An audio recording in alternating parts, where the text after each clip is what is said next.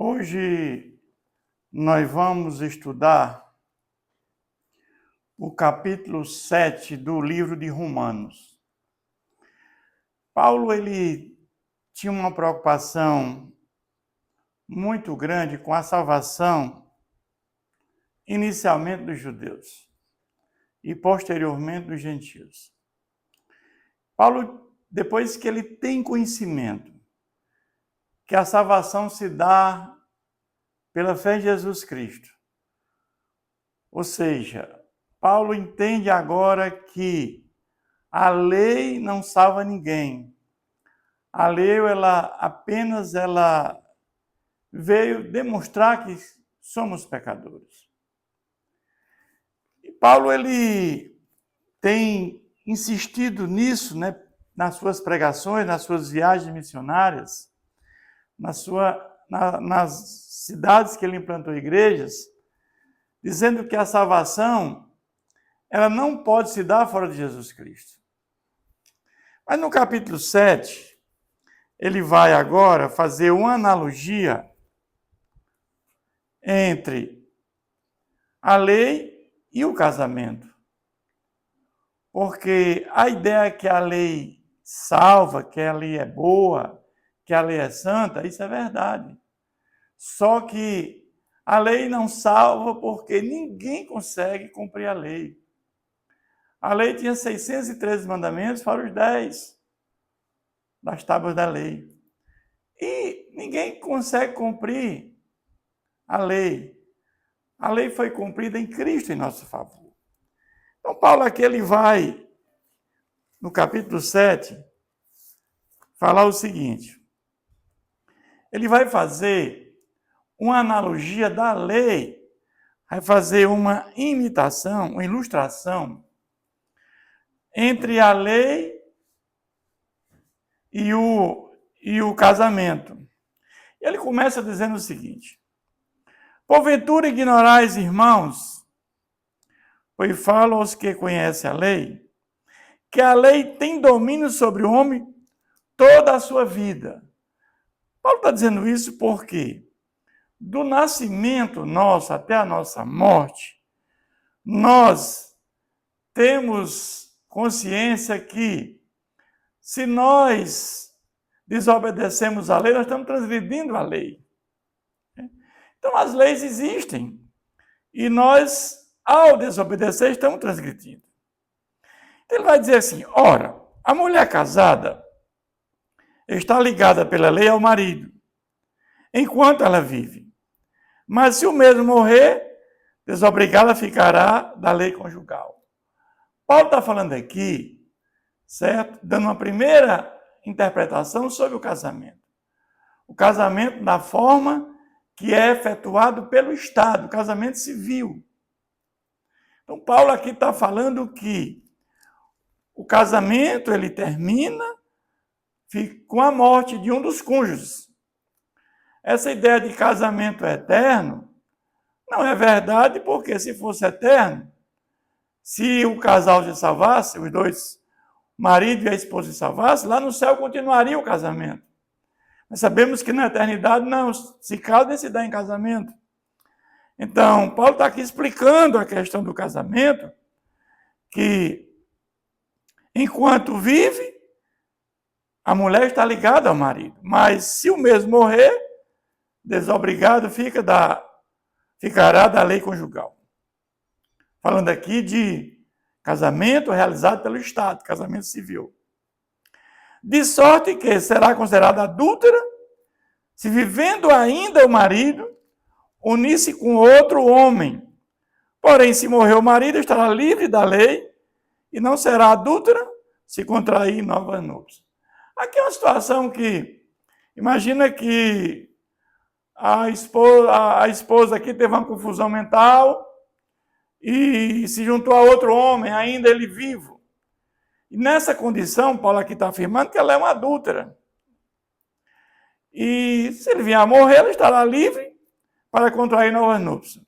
Mas agora ele vai entrar, primeiro ele explica, ele ilustra, ele faz essa analogia, para agora ele dizer o que ele quer realmente falar.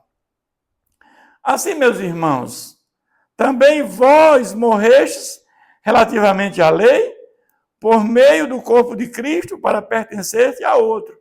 Ou seja, a lei é boa, a lei é santa, mas a lei não salva. E a lei aqui é como se fosse o marido e a esposa, a mulher. Então, Paulo aqui está se referindo que a lei não morre, mas aqui a esposa, ela morreu com Cristo, né, para pertencer a outro. Então, no momento que ela morre com Cristo, e nós vimos no capítulo 6, o batismo em Cristo, que a pessoa morre com Cristo, é sepultada com Cristo, ressuscitada com Cristo. Então, essa esposa morre em Cristo, é ressuscitada, agora ela está livre, se ela ressuscitou com Cristo, e ela ressuscitou dentre os mortos com Cristo, a fim de que frutificamos para Deus. Então, Paulo agora ele vai dizer o seguinte, que porque quando vivíamos segundo a carne, as paixões pecaminosas postas em realce pela lei operavam em nossos membros a fim de frutificarem para a morte. Ou seja, antes de Cristo, que morreu, e a esposa morre com Cristo, antes viviam fazendo a vontade da carne e operavam nos membros para fim de frutificarem para a morte. Por quê? Porque fazia aquilo que não agradava a Deus. Aquilo era uma desobediência a Deus. Então, o salário do pecado é a morte. Então, a ideia é que a lei não salvava, apenas ela indicava que a pessoa estava em pecado. Agora, porém, libertados da lei, estamos mortos para aquilo a que estávamos sujeitos. Ou seja, em que situação Paulo está dizendo que nós estamos libertados da lei? Porque agora, a analogia de Paulo é que agora, a pessoa agora está em Cristo Jesus. E ele na cruz, ele morreu em nosso lugar, em nosso favor. Ele cumpriu a lei em nosso lugar. Nós não estamos mais escravos da lei. E ele vai dizer, agora, porém, libertos da lei, estamos mortos para aquilo que estávamos sujeitos. Estamos agora mortos para a lei. Estamos mortos para o marido. É isso que ele está dizendo. Sujeitos, de modo que servimos em novidade de espírito e não na consideração da letra, que é a lei.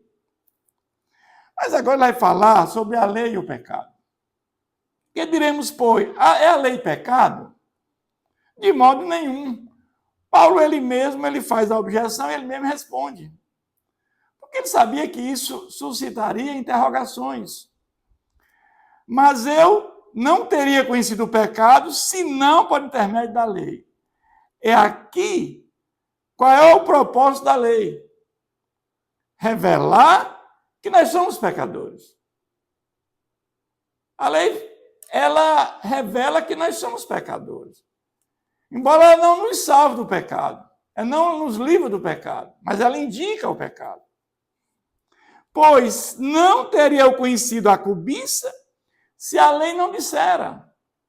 É interessante que Paulo vai para o último mandamento, né, das tábuas da lei, que é não cobiçarás.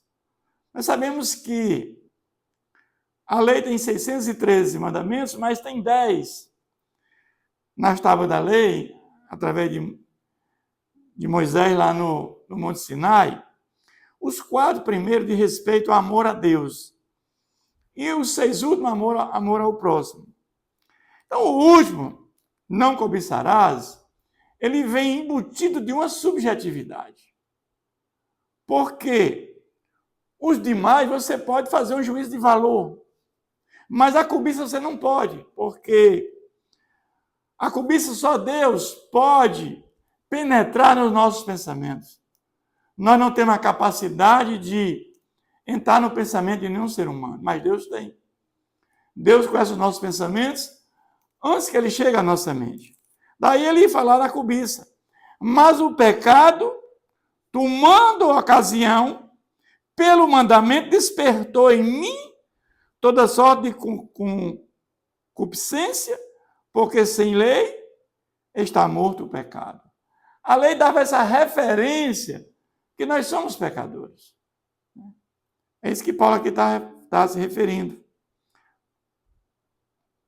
Outrora sem lei eu vivia, mas sobrevindo o preceito, reviveu o pecado e eu morri. Então, aqui Paulo está falando uma coisa que nós temos que entender, que ele está falando da consciência dele. Porque quando Paulo esteve entre nós no primeiro século, a lei já existia. Porque a lei foi dada em Moisés em torno do ano 1500. E ele ia dizer que outrora sem lei eu vivia, mas sobrevindo o preceito reviveu o pecado e eu morri. Ele fala que a questão da consciência sobre a lei. Ele não tinha consciência exata do que a lei fazia no entorno da salvação. Porque para os judeus, para Paulo, antes de conhecer esse encontro com Jesus, a lei é que trazia salvação, era a circuncisão, guardar o sábado, era a questão do culto. E nós sabemos que quando Paulo tem consciência disso, nada disso leva à salvação. E o mandamento que me fora para a vida, verifiquei que este mesmo se tornou para a morte. Ou seja, aquilo que a lei dizia que é para a vida, para a salvação, como a lei, ela identificava o pecado, que revelava que somos pecadores, que o salário do pecado é a morte, então aquilo ali veio para a morte e não para a vida. Porque agora Paulo entende que a lei não traz vida, mas sim morte. Porque ela clarifica que nós somos pecadores e o pecado leva à morte. Uma pessoa em pecado, deliberada, ele está morto espiritualmente e vai ter a morte eterna. É isso que ele agora entende. Porque o pecado prevalecendo-se do mandamento, pelo mesmo mandamento me enganou e me matou.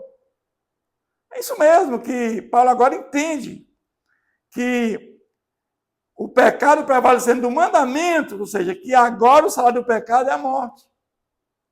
Nós falamos que o pecado é como um senhor, é um senhorio. Ele é um patrão. E o empregado é o escravo. E o senhorio paga ao escravo um salário. O salário é o quê? A morte.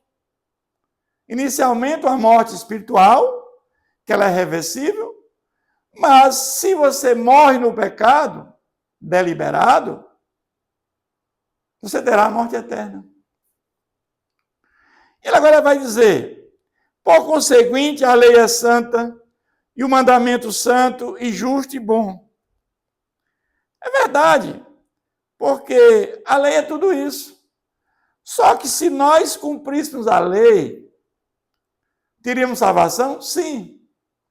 Só que ninguém consegue cumprir a lei. Porque se você deixar de cumprir um mandamento da lei, você não cumpriu a lei. E a lei foi cumprida através de Jesus. Então, ele aqui fala dos benefícios e das consequências da desobediência da lei. Acaso o bom me tornou em morte? Ele faz essa pergunta. De modo nenhum. Pelo contrário, o pecado, para revelar-se como pecado, por meio de uma coisa boa, causou-me a morte, a fim de que, pelo mandamento, se mostrasse de maneira maligna. Então, acaso o bom se tornou em morte? O que é o bom? A lei. E ele diz também, por meio de uma coisa boa, que é a lei, causou-se a morte, a fim de que, pelo mandamento, se mostrasse sob maneira maligna. Ou seja, o pecado leva ao inferno, ao lago de fogo. Porque bem sabemos que a lei é espiritual. E eu, todavia, sou carnal, vendido à escravidão do pecado. Nós sabemos que Jesus na cruz, ele levou cativo o cativeiro. Então, na cruz, todos os nossos pecados foram perdoados. Jesus se fez maldito na cruz em nosso favor. Todos os pecados da humanidade, eles estavam sob os ombros de Jesus. E ele vai dizer agora que mesmo entendendo tudo isso, mesmo agora reconhecendo o que Jesus fez, mesmo reconhecendo que ele agora recebeu o Espírito de Deus, ele entende que continuamos pecadores.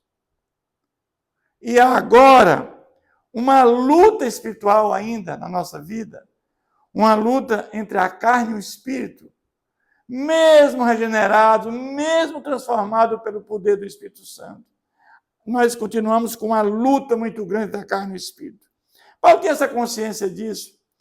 Ele vai falar isso agora a partir do versículo 15, dizendo: porque nem mesmo compreendo o meu próprio modo de agir, pois não faço o que prefiro, e sim o que detesto. Por conta de quê? Do pecado. O pecado ainda leva a isto.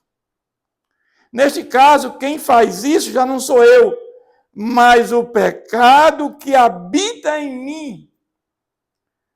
Se nós perguntarmos qual é a pior doença deste mundo, muitos vão dizer que é o câncer, esclerose múltipla, ou a ELA, ou Alzheimer, ou Parkinson. Mas não é, meus irmãos. A pior doença desse mundo é o pecado. Porque quem morre no pecado, ele tem morte eterna. Mas se você morrer de qualquer doença que aqui nós mencionamos agora, mas se morrer em Cristo, você terá vida eterna. Então, Paulo aqui está dizendo mais ou menos isso. O pecado é a pior doença do mundo, não tem igual o pecado. Nós vamos entender que a melhor coisa deste mundo é a nossa salvação. É um dia quando nós conhecemos a Cristo. Essa é a melhor coisa que pode acontecer na vida do ser humano. Mas ele continua dizendo o seguinte: neste caso, quem faz isto não sou eu, mas o pecado que habita em mim. Porque eu sei que em mim, isto é, na minha carne, não habita bem nenhum. Pois o querer o bem está em mim, não, porém, o efetuá-lo. Ou seja, quando ele fala aqui da carne, é a nossa natureza pecaminosa. É aquilo que lá no Éden, né, quando houve a queda do homem, que todos, sem exceção, somos pecadores. Não há um justo sequer. Fora Jesus, que habitou entre nós com a natureza humana, todos nós somos pecadores. Mesmo a criança ao nascer, nasce pecadora, pecado herdado. Natureza pecaminosa. Porque não faço o bem que prefiro, mas o mal que não quero, este faço. Mas se eu faço o que não quero, já não sou eu quem o faz, e sim o pecado que habita em mim. Então nós vamos ver aqui que há essa luta muito grande, né, entre a carne e o espírito. Então, ao querer fazer o bem, encontro a lei de que o mal reside em mim. Porque no tocante ao homem interior, tenho prazer na lei de Deus. O homem interior é aquele que foi regenerado, né? É aquele que a cruz trouxe a graça salvadora. A glória de Jesus foi a cruz, a sua glorificação foi a cruz. E na cruz ele traz a graça salvadora como fundamento da nossa salvação. Quando nós, pela fé em Jesus Cristo, quando ouvimos a palavra de Deus e somos regenerados pelo Espírito Santo e pela palavra, nós, agora o nosso interior, agora o Espírito Santo reside dentro de nós. E ele continua agora dizendo: mas vejo nos meus membros outra lei, que guerreando contra a lei da minha mente, me faz prisioneiro da lei do pecado que está nos meus membros. Nós sabemos que a lei, ela nos fazia prisioneiro dos nossos pecados. Então, nós vamos entender que, quando ele diz que guerreando contra, mas vejo nos meus membros outra lei, que guerreando contra a lei da minha mente, me faz prisioneiro da lei do pecado que está nos meus membros. Ou seja, como nós falamos aqui, que há uma luta entre a carne e o espírito. Na mente existe a questão que ele foi regenerado, ou seja, você agora está em Cristo Jesus. Mas existe agora essa luta, milita entre a carne e o espírito. Desventurado o homem, infeliz o homem que sou.